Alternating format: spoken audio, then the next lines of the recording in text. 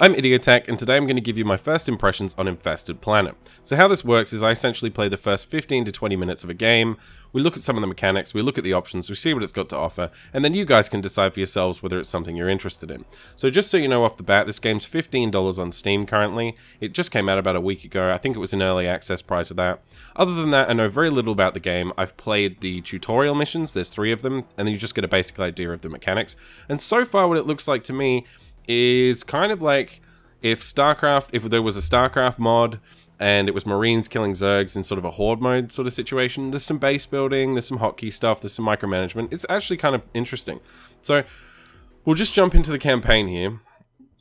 I'll just make sure I'm on the right mission. So you'll see here I've only done the first 3. These are basically tutorial missions, and I think this one's starting to actually introduce like the core mechanics of the game. And so I'll show you what it's about. But yeah, so essentially this is what it looks like. It's sort of a top-down 2D game. You know, sure, the art style's simple and basic, but at the same time it is quite a cheap and small indie game. So we'll move here. Oh, this is still tutorialization. Okay, fair enough. So what are we doing? Okay, so we're base building. Yes, right. So I saw there was some base building elements. So we'll build a turret, and we'll have one of these, which is cool. So yeah, it's cool. There's some base building. It's sort of like got some tower defense, some horde mode, some micromanagement. You can set control groups, so I can hotkey these guys and then hotkey these guys, and I can hotkey this turret to like 3. I'm not sure I can actually control where it shoots. It'd be cool if I could. No, I can't. So we'll grab all of our guys. We'll stick them in hotkey 1, and we'll start shooting these aliens. So you hit A and you click wherever you want to go, or you can double click, I think, on an enemy, and it will attack them. We'll jump through some of the options menu stuff later. So there's some ammunition here. You can pick up some special weapons like shotguns, things like that. But for the most part, you are killing hordes and hordes and hordes of aliens. It would be cool if I could see the aliens a bit more. I'd kind of like to know what they actually look like.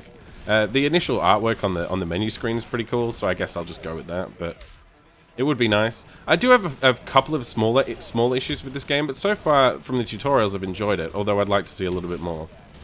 The developer did give me an option to look at some of the later content, but I'm not really keen on doing that because, you know, I want to play it the way that everyone else would play it, the way that, you know, you buying the game today, you would play it, and not to give sort of a false impression of maybe what the end game's like, but, you know, you may not even get there. Okay, so my guys are dying horribly. I've killed that base, but I have to capture, so you can see here where the aliens are spawning from. I have to capture those areas. I need more guys. I'm going to see if I can build a turret, another turret here to protect my base. So you see this area next to where this marine is. You capture these points, and then you can build on them. So it's sort of like, you know, you capture a point, then you can build a base and defend it. And the alien scum will keep, yeah, and see if you don't capture it, they respawn, like that one just did there, which is a big problem. So I need to hurry up and get down here. And when you do capture a base, you earn these points called BP, I think. I'm not sure what that stands for. I'm not sure they've even explained that. But you can buy additional marines and buildings and stuff like that with it. So that's basically it. And then you can also fire grenades by pressing G. So it's telling me my ammo's full, so I can press G and then fire grenades at that. And that's my first actual complaint, is that you can see when I hover over the marines here, it shows me their area of like their range. And when I press the G key, it doesn't show me how close my marines have to be to actually fire those rockets or grenades, which oftentimes means that you run into the enemy, which I'll show you here. So I just run straight into all the aliens, which is not what I want to do, because I will die. But if we can just zerg this thing down. And you can't just fire the grenades at the zerg. I assume that's for balance reasons. But now they're killing me. Sorry if I keep calling them zerg. It's just that this game reminds me so much of StarCraft. Which is not a bad thing in any way. In fact, I kind of see this as like, if someone had made this as a mod in StarCraft, it would have been right at home. It's really, really cool. I like the idea. I like the, you know, just in terms of gameplay, I like the idea of it. I would like to see some more of the base building stuff, and maybe hopefully get into more of the micromanagement stuff. I can move this guy around to the back here and try and protect him from the Zerg. So there is some of that involved. But so far I can fire rockets, I can just shoot these guys with a move. I capture these points. I can build some turrets. Eventually I can buy things in a shop, like a med bay, and that thing sort of comes with the marines apparently and heals them up. So I'd like to see some of that stuff. So I've just got some BP there, so I can actually buy some marines, which I will do. Where did I buy them from? Oh, he's here. Cool. So we'll kill this. We'll kill this base here. Hopefully everything's okay. Yeah, we got the turrets defending everything, so that's fine. We'll pull back a bit. Fire another grenade. Did I miss with that grenade? Oh, I need more ammo. Yeah, so this is the thing, you run out of ammo. And there's also different enemy types. For the most part right now, it's just these little... I don't even know what they are. Like, they look kind of like caterpillars. They move a little bit like caterpillars. But you can pick up ammo from these crates. And that's for your rocket launchers. But you need quite a lot to clear that out. So you do have to run around a lot. Yeah, and you'll see this enemy here. That enemy there shoots this sort of green goop at me and slows my troops down. And I think maybe poisons me. Again, that's not explained. The one thing I will say is some of the tutorialization in this is a little bit lacking. I'll see if I can build a turret. No. So I don't have enough BP as it's showing me up here to build anything. So I'm going to just have to hope the aliens do not take over my base. Is everything okay up here? Yep. So it does feel very much like a sort of, you know, traditional old school RTS slash horde mode. And it's a really interesting take. I actually really think it's cool. I like it a lot. I mean, the areas of weakness here, clearly the visuals. Obviously, if this was a fully 3D game, it would have been a lot more exciting, enjoyable, you know, nice particle effects, that stuff. I mean, obviously, you can always improve production values. You can always make a game look nicer. But at the end of the day, gameplay is what matters in a video game. And if the gameplay stands out as being enjoyable and deep, then it really doesn't matter, you know? Same with the sound. The sound in this is okay. I'm not really sure how many people worked on this. I assume it's either one or two guys. And, you know, you can't expect the same quality of production from an indie developer as you can from a AAA studio. It's just not the way it works. But what you can expect is cool gameplay mechanics. And so far, I'm enjoying this. The only criticisms I would have is maybe there's not enough information in terms of range on certain items. I mean, it tells you how far people can shoot, but it doesn't tell me where my rockets go. And also, I feel maybe it's a little bit slow. And that could just be because I'm playing the early stages of the game. And maybe later, once it gets more hectic, I'll appreciate how slow it is. But just the movement of my troops seems a little bit slow, to be honest. And I would like it if they were a bit faster. What's happening? What's happening? Oh, they're taking my thing. That's not okay. Yeah, so I feel like troop movement's a little bit slow, but again, later on in the game, I may regret saying that because I assume there's going to be a lot more guys. The description on Steam basically says it's 5 Marines versus, I think, 100,000 aliens, which, yeah, could get a bit intense and overwhelming. I mean, this is only the 4th mission, guys, so you've got to keep that in mind. I can build another turret, but really there's not much point at this point because I've only got these guys left up here to kill and these guys here. So we'll just get in here, we'll nuke this base, rockets by pressing G. This is all rebindable, by the way, so if you find the hotkeys a little bit frustrating or weird or not in the right place for you, you can rebind it, and I probably will when I finish doing this video because I personally don't like hotkeys that are mapped to things alphabetically, so M for map, you know, and stuff like that. I find that really irritating. I tend to rebind all my keys to a sort of a QWERASDF sort of grid type system. If you've ever played StarCraft, you'll know what I'm talking about. I just prefer it for me. It's a lot easier to access everything I need. But it's rebindable. There's also, I think, an option to like choose how many cores the game uses, which is really, really cool. I will jump into the options menu before we quit, and we'll just have a look at what's available there. And the other thing is that when guys appear at bases, you'll see here, this little thing here, Idle Marine. I mean, it's fine. It's not as clear as it could be. For me, I find it's... Sometimes I just don't notice. It would be nice if there was some kind of audio notification that someone had spawned. Maybe there is, but I'm not hearing it right now. So, it could be good to maybe have some stronger cues for things like that. But it's something you get used to. Alright, so these guys are coming down here. So we've got to clear them out. Yeah, there's a rocket there. What do you want me to do? So, this is the part where I'm starting to feel like it's a bit slow, right? Because this is not going to be hard. I just shoot these guys, I aim, move forward, I kill all the guys, eventually I get to the base, I hit the G button, and then I kill the thing and I'll take the point and I'll win the map. And so it just feels like I'm cleaning up now. And that's a problem that exists in all RTS games. Especially like in StarCraft when someone doesn't want to quit, for example, and you just end up having to go around the map cleaning up all the little pieces of his base that are still left. And And this suffers from the same problem so far. It may improve later, but it's something that's kind of unavoidable in a sense. If you're going to do missions like this, it's kind of unavoidable. I have to get here, I have to do this.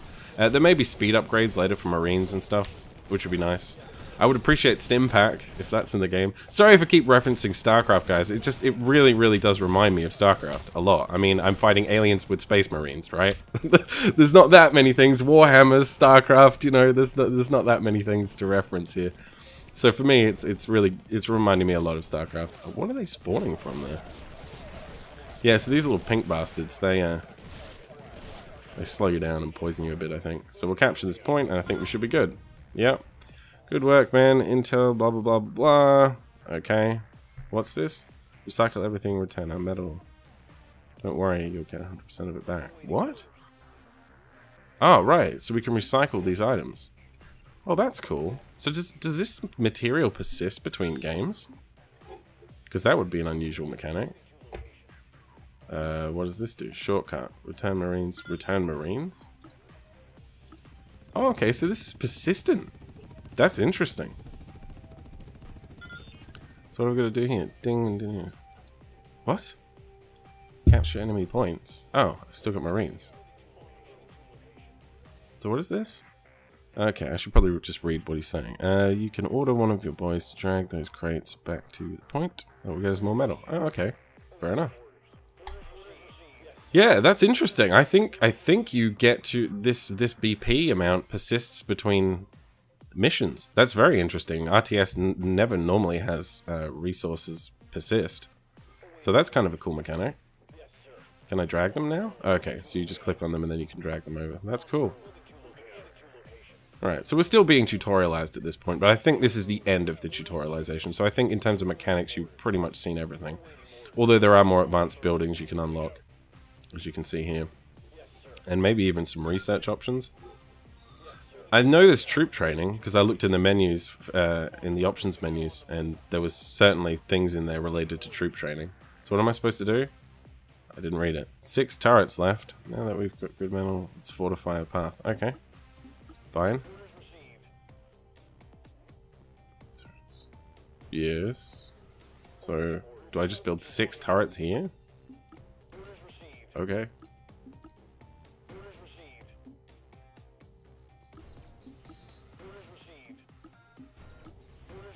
What's the hotkey for this? V and W. Okay, so V, W. Yeah, right. So it is very traditional sort of RTS, guys. Like, if you like RTS games and you're looking for something a bit different, a bit, you know, casual and fun. Oh, wow. Okay. This will be interesting. Okay, so a new enemy type. These guys spawn eggs, apparently, when they die. That's going to be intense. Oh, wow. Okay. That's a lot of guys. I hate those pink ones. Can I nuke these guys with rockets? No. Yes? Can I nuke the pink guys with rockets? Oh, right, that's cool. You guys need to move back. That's ridiculous. Yeah, right. I need ammo though. Let's get this ammo. Otherwise I will have no more rockets to blow up the base. Yeah, honestly, first impressions, I really like this. I really like it. There's a, you know, it could be better in a number of ways, as I've said, graphics, sound, that stuff. But in terms of just raw gameplay, there's a lot here, and I assume it goes on for a while. It might, look, I don't know how long the game is. It might outstay its welcome. There are some other modes, skirmish mode, for example, and weekly challenges. So if this is something you really want to get, like, significant amount of time out of, if you're the kind of gamer who likes to get time value, you know, out of the games that you buy, there's a lot here. I mean, if we just jump back to the campaign map, I mean, we know what's happening here, so I'll just jump out. I'll just surrender. There's also a shop where you can buy upgrades, and this ties into what you can construct. So I can construct bunkers, etc., etc. Medical pool, that's the one I'm going to buy. I've already looked at this. So we'll just go back. So, I mean, that was the mission I was just on, right? That's how many missions there are in the story campaign. That's quite a lot. And then you have weekly challenges here. So gold, silver, bronze, Iron Man, and then Horde, which is, you know, these are all just difficulty levels. And then leaderboards, so you can compare with other people. So that's cool, sort of an online mode. Then you've got skirmishes. So these seem to be sort of pre-made ones, and then you can also go in and do like a custom skirmish where you pick a map, and then you can pick like what types of enemies and stuff there's going to be. So that's cool. Honestly, guys, there's a hell of a lot here. I mean, for the price tag of $15, I still think maybe that's a little bit high. Honestly, $15.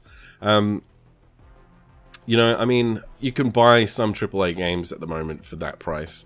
So it's I don't know. If $15 is too much for you, maybe take a look at it when it's on sale. If $15 isn't a big deal to you, then I'd say definitely grab this game and pick it up. So we'll just have a quick look at the menus. So you've got resolution options.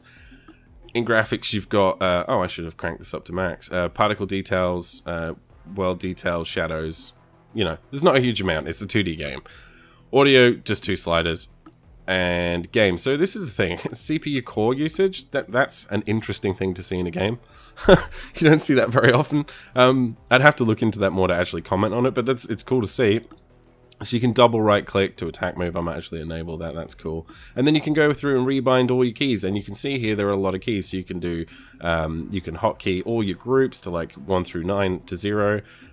You've got building hotkeys, training menu hotkeys, build menu hotkeys, research menu hotkeys. There's a lot there, guys. I mean, really, it's an RTS. Like, if you've played StarCraft or CNC or any of these types of games, or Warcraft 3 or any of those, and you like those games and you're looking for something a bit different, basically just like a really cool mod for StarCraft, just not inside the StarCraft client, then you should totally check this game out.